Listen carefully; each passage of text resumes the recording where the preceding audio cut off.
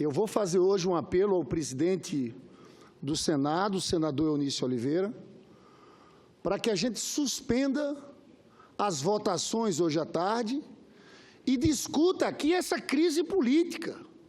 Nós não podemos dar ares de normalidade ao que está acontecendo no país. Nós temos o dever, todos os senadores e senadoras, de adentrar nessa discussão, porque o que aconteceu foi muito grave. Eu falei há pouco, em a parte ao senador Regufe, que eu sempre tive uma convicção de que esse golpe na história seria desmoralizado. Só que, pouco mais de um ano depois daquele processo do impeachment, a gente vê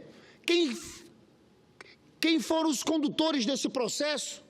Eduardo Cunha, que está preso, Aécio Neves afastado aqui do Senado Federal e Michel Temer nessa situação. Um presidente da República que cometeu crime durante a realização do seu mandato, porque os fatos são muito transparentes.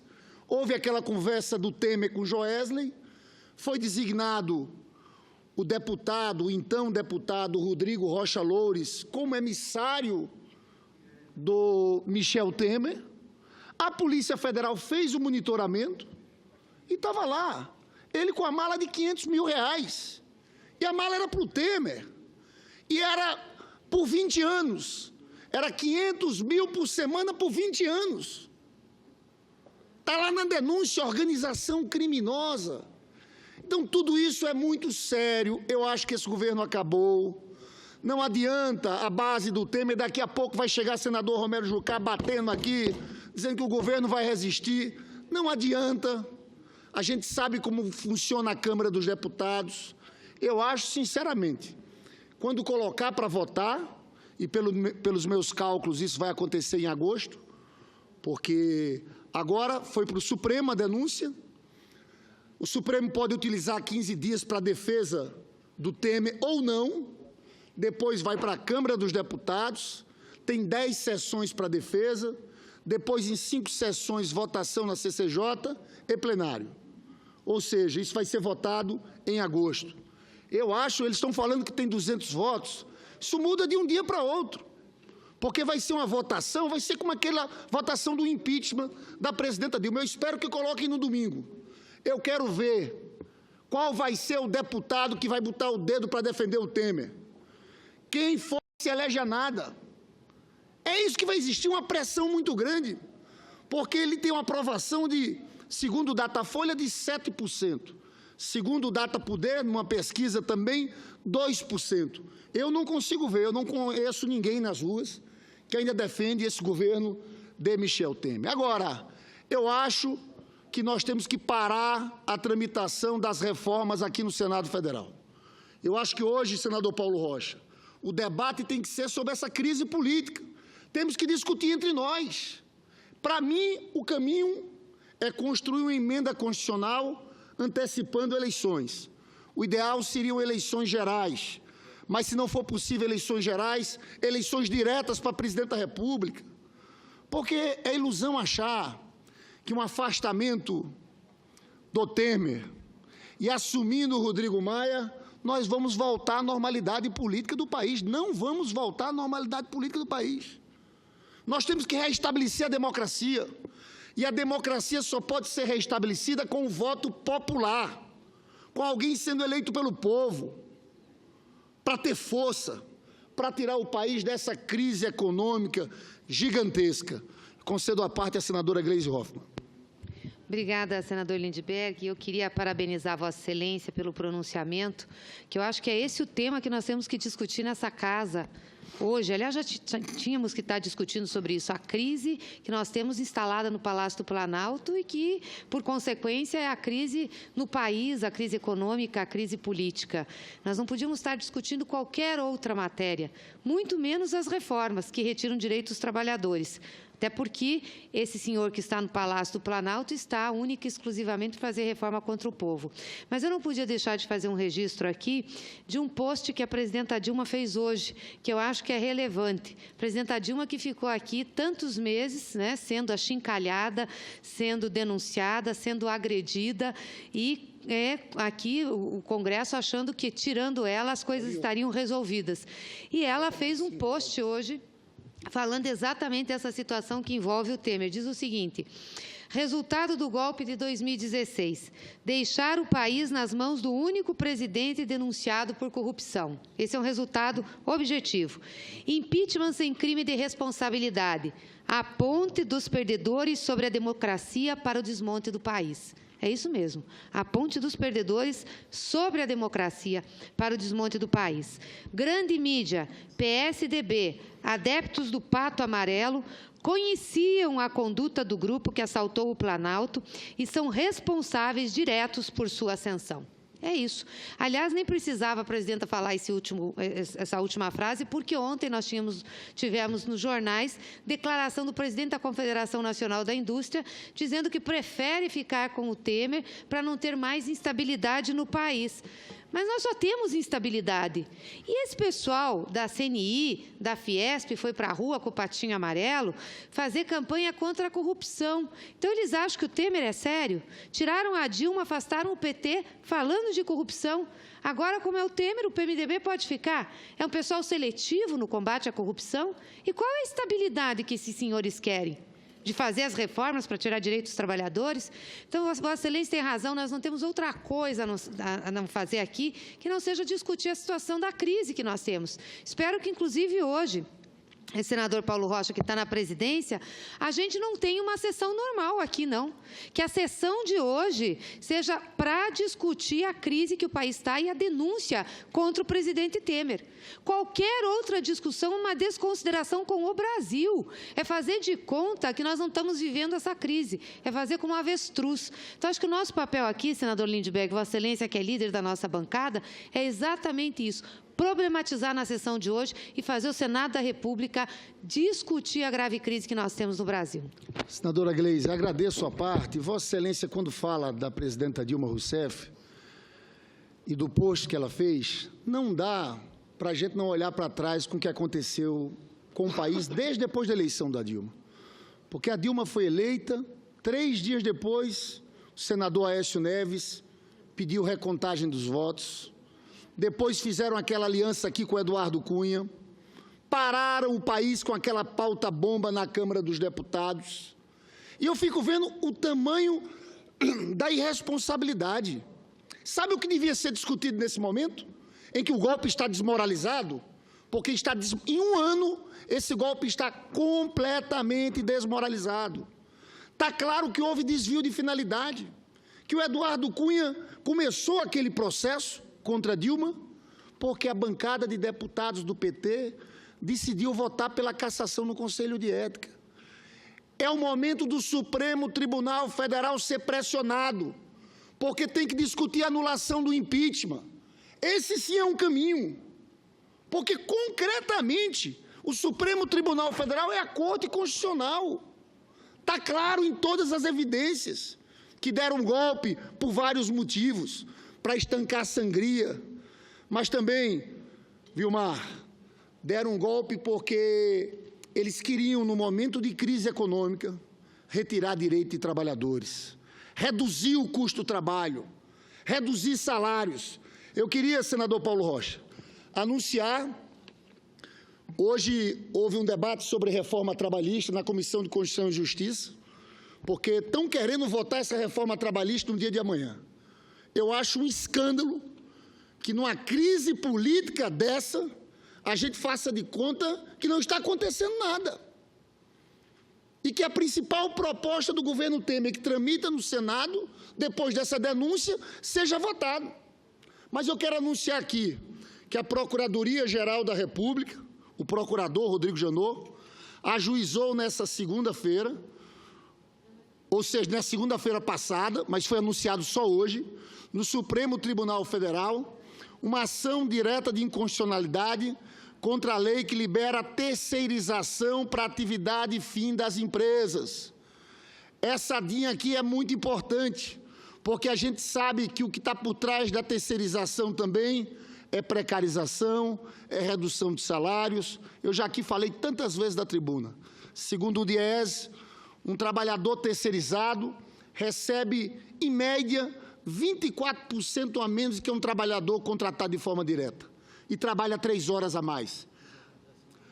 A outra coisa, trabalho escravo, também em empresas terceirizadas. Eu citei aqui também um caso aqui, que a gente viu aqui no próprio Senado Federal, de várias empresas terceirizadas que faliram, e a gente via aqui os funcionários reclamando, porque não conseguiam receber seus direitos.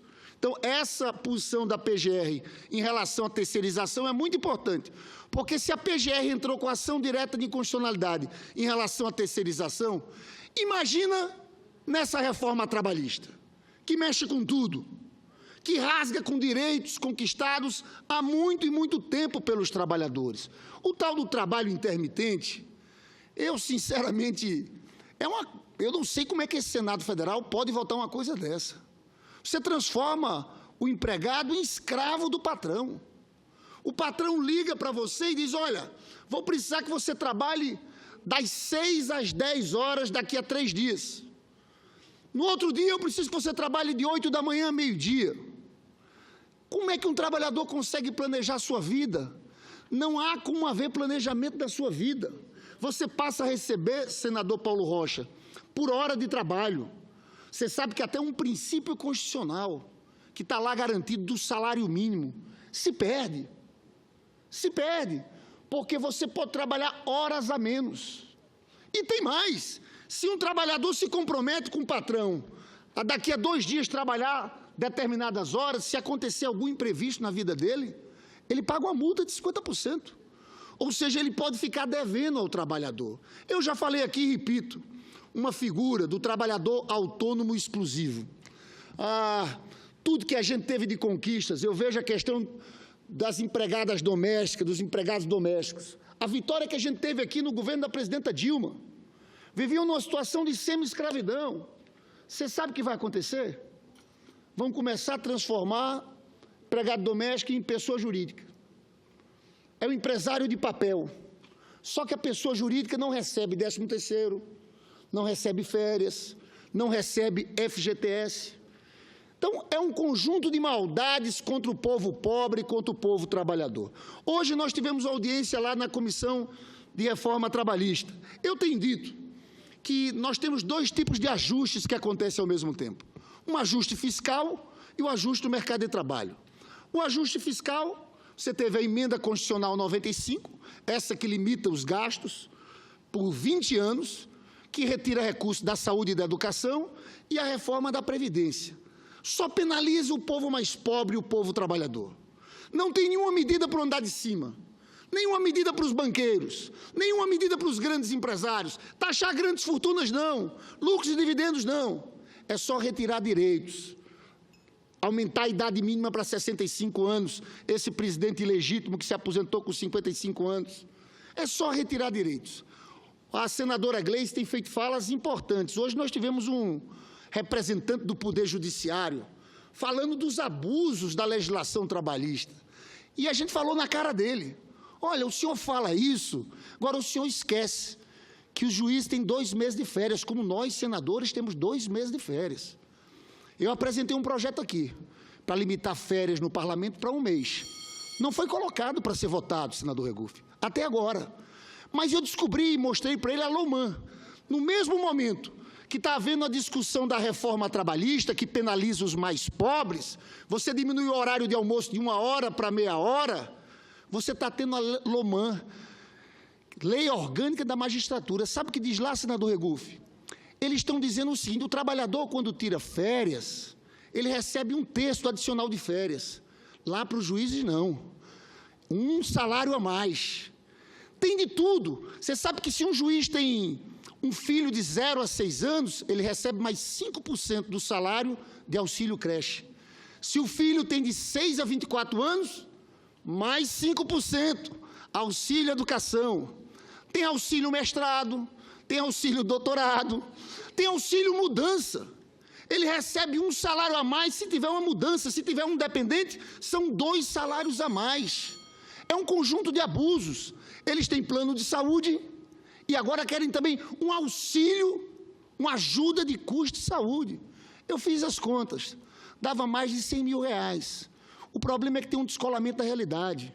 aqui esses parlamentares, boa parte grandes empresários, juízes, Ministério Público, um descolamento completo, porque em cima do povo mais pobre é retirada de direitos. Aqui, eles estão querendo acrescentar privilégios.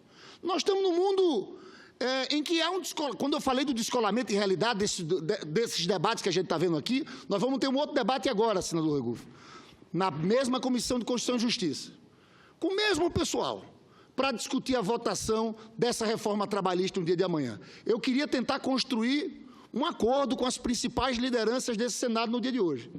A paralisação dessa votação no dia de amanhã. A gente podia começar... Só para... A gente podia começar a discussão amanhã, a leitura dos votos em separados. Vai ter a leitura do voto separado da senadora Lides, do senador Paulo Paim, vai ter do senador Randolfo e da senadora Vanessa, esses 4 eu sei, o senador Eduardo Braga também, são 5. Começar a discussão, mas eu, sinceramente, acho que não há clima para a gente votar a reforma trabalhista depois dessa denúncia oferecida pelo PGR. Senador Regufe. Senador, anuência da mesa, apenas um comentário rápido com relação a essa questão das férias dos parlamentares e dos juízes. É absolutamente contraditório e inaceitável que aqueles que fazem as leis e que determinaram que o trabalhador tem direito a 30 dias de férias, tenham mais de 30 dias de férias. E a justiça brasileira, que julgam essas leis que dizem que os trabalhadores têm 30 dias de férias, possam parar por 2 meses no ano. Eu fiz uma proposta de que poderia-se ter 1 semana de recesso no meio do ano e 3 semanas de recesso no fim do ano. Isso para ficar 30 dias igual a todos os trabalhadores, acho que seria com isso uma posição correta por parte do Parlamento brasileiro. E nesse momento, cheio de processo na Justiça, cheio de coisa para a Justiça trabalhar, aí a Justiça vai entrar de recesso? Isso aí não é sério, isso não é coisa de país sério. Apenas fazer uma parte rapidamente, com a anuência da mesa, agradecendo a mesa também. Obrigado, senador Lindbergh. Mas eu vou passar para a senadora Lides, mas o senhor veja, senador Regufe, eles querem, sim, 2 meses de férias, e quando tem férias, eles recebem um salário a mais integral. Agora, para o trabalhador, querem dividir as férias em 3. É outro absurdo. Exatamente, querem dividir as férias em 3. Eu fiquei impressionado, de fato, quando tive acesso a essa lei orgânica da magistratura. O que mostra que é isso, são 2 mundos. O mundo do trabalhador, que ganha de 1 a 2 salários mínimos, porque a média do trabalhador ganha CLT é algo em torno de R$ 1.700, e o mundo desses altos salários, com lobbies violentíssimos aqui. Auxílio tudo, eu vou até repetir, auxílio creche, auxílio educação, auxílio saúde, auxílio moradia, estão aumentando de 4.000 para 6.000. Agora, para o trabalhador, o quê? Redução do tempo de almoço, de 1 hora para 30 minutos. Aumento da jornada diária de trabalho, de 8 para 12 horas. Então, eu falei hoje na comissão, existe um termo que parece um palavrão, que é plutocracia, que é governo dos abastados, dos ricos, para os ricos. É isso que a gente está vendo. Infelizmente, o parlamento vai na mesma. É tudo em cima do mais pobre, é tudo em cima do trabalhador. Senadora Lides. A gente está sozinho aqui. Senador Lindbergh, lhe agradeço muito esse aparte, porque Vossa Excelência vem tratando de um tema que, pelo menos nessas 2 últimas semanas, nós temos resistido muito aqui no Senado Federal, Vossa Excelência e tantos outros companheiros, para chamar a atenção da nação do grave prejuízo que se pretende perpetrar contra os trabalhadores do nosso país. Essa chamada reforma trabalhista, e que agora chega à CCJ e com a pretensão do governo de, para demonstrar que a situação do país é de absoluta normalidade, apesar de todas as anormalidades denunciadas pela PGR, pretende-se votar o mais rápido possível. Amanhã, na CCJ, e logo depois no plenário desta Casa. Eu quero me associar a Vossa Excelência quando disse que é absurda essa pressa. Aliás, hoje o relator da Câmara esteve na CCJ e ouviu uma parte da sua intervenção e de outras, como a intervenção da representante da CNI, da CUT, do Ministério Público, do Trabalho, dos advogados trabalhistas, etc. E nós, a cada momento, vamos percebendo como ainda há questões que não estão claramente dirimidas na compreensão dos senhores senadores e mesmo daqueles que participam dessa discussão.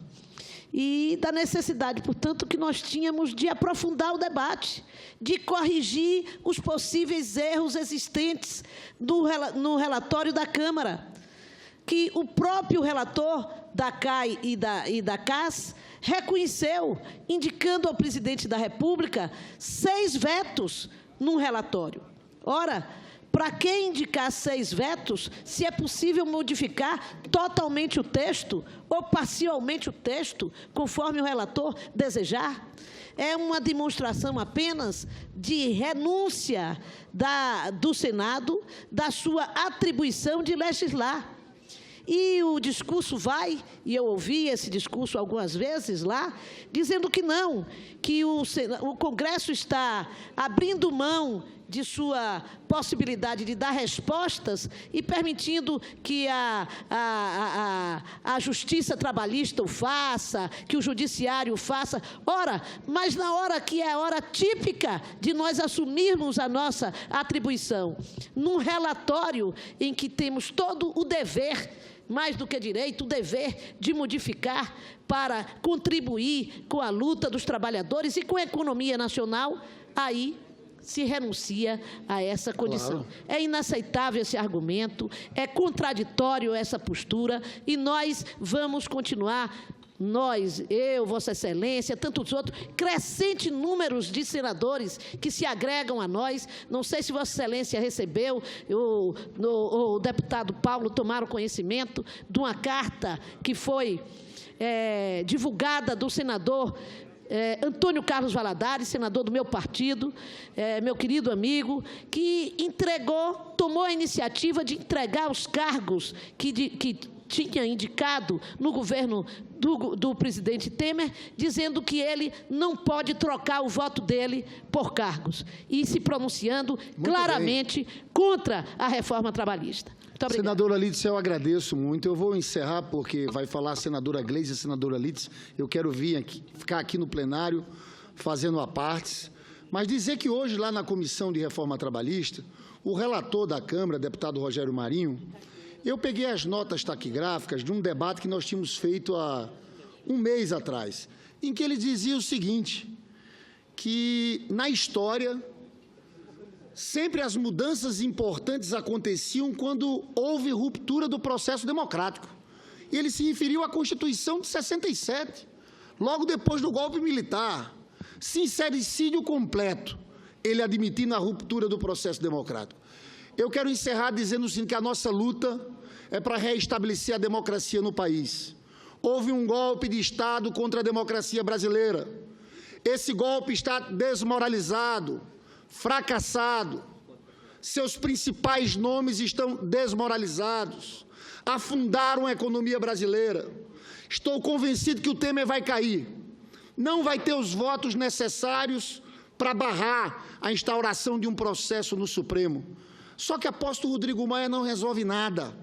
Nós temos que construir um pacto aqui, pela antecipação de eleições gerais ou eleições diretas para presidente da República. E eu quero encerrar dizendo que me preocupa, e eu vi uma nota da senadora Gleisi Hoffmann, presidenta nacional do PT, que certos setores da política nacional, do judiciário, num momento como esse, em vez de reconhecer os erros e discutir o reestabelecimento da democracia, procuram entrar num caminho de acirramento dessa crise política. Porque a perseguição ao presidente Lula, num momento como esse, numa acusação, a peça de acusação do Ministério Público é impressionante, apresentada pelo Delta Dallagnol. Não tem um fato concreto contra o presidente Lula em relação àquele triplex do Guarujá. são teses para explicar que não há provas. Ele utiliza teses de estatísticas, probabilidade. Ora, se os senhores insistirem nesse caminho, nós vamos aprofundar a ruptura democrática nesse país. Nós não aceitaremos nenhum processo eleitoral em que vocês tirem o líder desse processo eleitoral, quem lidera todas as pesquisas, quem representa um campo, o campo do povo trabalhador brasileiro. Para nós, eleição de 2018 sem Lula não é eleição, é fraude, é farsa. Os senhores vão querer continuar insistindo nisso, depois da irresponsabilidade do impeachment, daquele processo todo que está fazendo o país sangrar. Em vez de restabelecermos a democracia, os senhores querem ir por esse caminho, porque nós não vamos aceitar. É denúncia internacional, é denúncia do processo fraudulento.